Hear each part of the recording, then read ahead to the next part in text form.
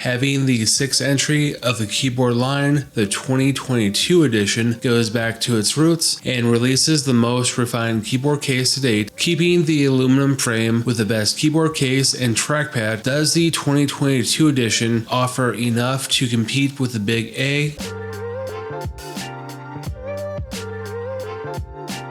The Doqo 2022 edition breaks up the number lineup, instead just using the year edition, kind of like Alien, Aliens, Alien 3, and Alien Resurrection. It doesn't make much sense. Right now you can pick this up off Amazon or AliExpress for around $160. Everything will be linked down below. Every flavor for the Air, the Pro 11-inch, and the Pro 12.9-inch. This is their last keyboard case that they offer. Nothing new is really in the pipeline. This keyboard case doesn't offer anything different, unique, or a cheap gimmick. It just redefines what works and improves upon it. Inside the box, you get the instructions, like the last 7 videos, nothing else. This keyboard case weighs 1,050 grams compared to the Doqo 3, which that sits in around a little bit more. They both weigh about the same. It has a 500 mAh battery with 90 days of standby time. It takes 3 hours for a full charge. With moderate usage, you get about 90 hours on a full charge.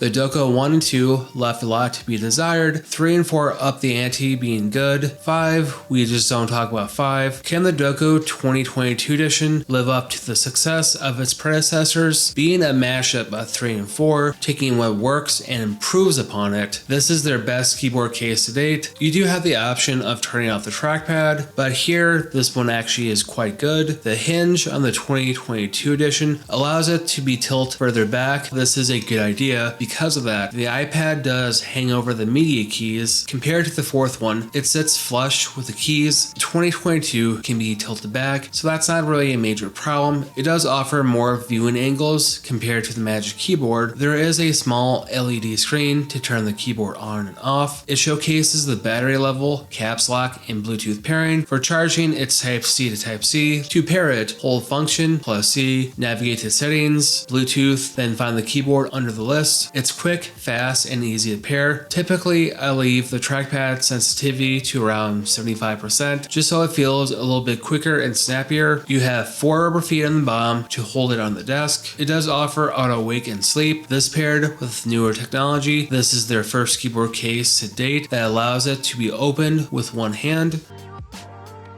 The trackpad here won't disappoint, taking the size and usefulness of the 3rd one, adding a slightly more satisfying click to it. This one here doesn't disappoint. Everything here works from clicking, dragging, selecting text.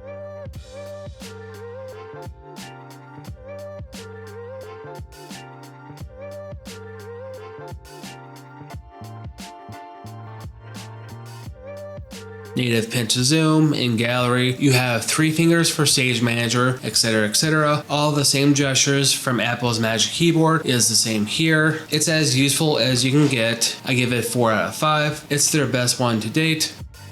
The keyboard has a single color of white for backlight with 3 modes of brightness.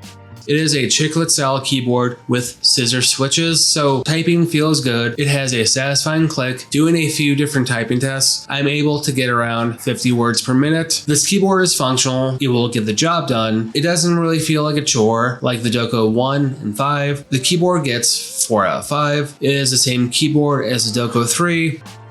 At the end of the day, the 2022 edition sits in a weird spot. It slightly refines what made the 3rd and the 4th one good, but it loses the USB hubs and the color. It offers more viewing angles, but that's really about it. The Doqo 4 was different because it was cheaper, meant to be more entry level, with more colorful options, a smaller trackpad. The Doqo 3 was meant to be more of a Swiss Army knife with all the USB ports. Having the 2022 edition doesn't really have any of that. Being only a few bucks less than that one, it's kind of a head scratcher why it does exist. By all means, this isn't a bad product. It's just kind of weird why it does exist. It's not really needed. Comparing it to the 3rd one, from the front side, it looks identical unless you flipped it over to the back side. Besides that, unless you take the Pepsi challenge, they look the same, they taste the same. More viewing angles and a better trackpad can't really steer me away from the Doqo 3. If If I wanted a cheaper one, I'd go with the fourth one. This one is kind of lost in time, like a paradox. Sometimes being boring is a good thing, but here it isn't. With 3 and 4 already on the market, I don't really see a spot for this one. It's good, don't get me wrong, those two are better options. My final verdict is boring is bad, pass on this one, spend a few dollars more, get the third one, or perhaps spend a few dollars less and get the fourth one. Catch you later, it's VLD, tap that bell, a thumbs up, or a thumbs down if my videos are bad. Everything here helps my content grow, so like always, I will catch you around. It's VLD, stay classy.